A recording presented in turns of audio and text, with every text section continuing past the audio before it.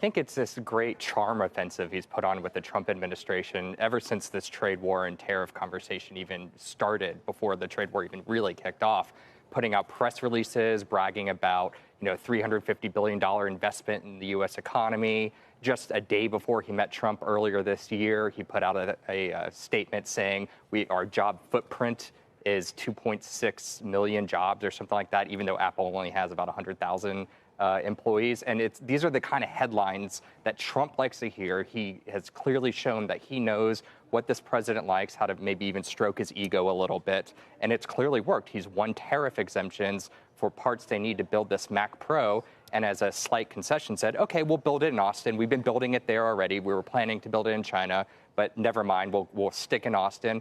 And in a few weeks, we'll get to see them tour together that factory. Trump gets his headline, hey, we brought jobs, manufacturing jobs back to the U.S.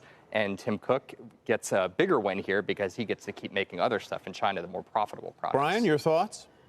Yeah, no, I agree. I think, one of the things that Tim has done here, he remembers he's running a business and not a political campaign. He doesn't let any political bias get into his decisions. He's a pragmatist, and he's looking after shareholders, employees, and customers.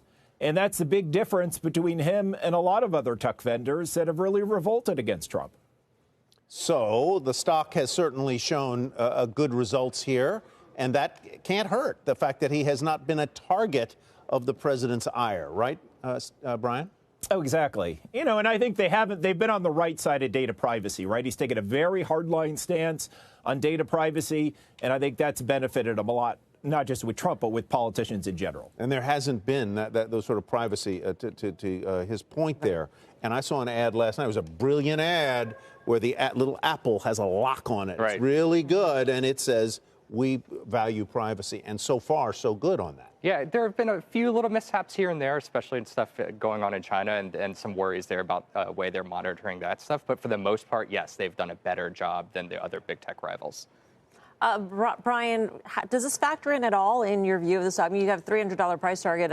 I'm sure it's not, even a dollar of that price target, Tim Cook's good relationship with President Trump. But you take a look at some of the other examples of CEOs that have more contentious relationships, like a Jeff Bezos of Amazon. You got to think, I'd much rather be Tim Cook than a Jeff Bezos right now. Yeah, at the end of the day, it's a business, not a political campaign, right? So these guys that are going head-to-head with Trump are making a big, big mistake. And, when I look at the stock, yeah, it's up 68% year-to-date, but it trades at 19 times ex-cash. Sugar water companies are at 23 times, and if you look at the S&P, it's 17 times. Yet Apple's put up a 16% EPS CAGR over 5 years. The S&P's been 8, and the sugar water companies 2.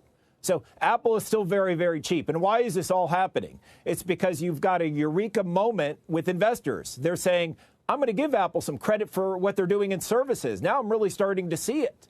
And that can go on for a while. And I do think, what their hardline stance on data privacy has definitely paid off. And I think that's also helping the multiple. Is their supply chain at risk in any sense, Brian? Well, in terms of China? Mm-hmm.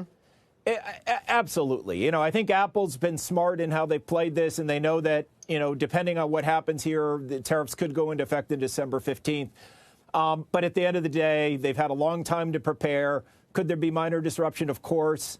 But, I think a lot of that's in the stock already, actually. Steve, they've even seemed to step over the earlier this week kerfuffle over the credit card with Goldman. Right. That seemed to have been a 2-day story. Yeah, and what Apple did there is they kind of pushed it off on Goldman. Apple so it's your algorithm. Yeah. Exactly, it's your algorithm. You the guys are running this. You guys We're are just choosing it. But at the same time, they're saying it's not your typical credit card. This credit card's designed by Apple, so they're trying to have it both ways there.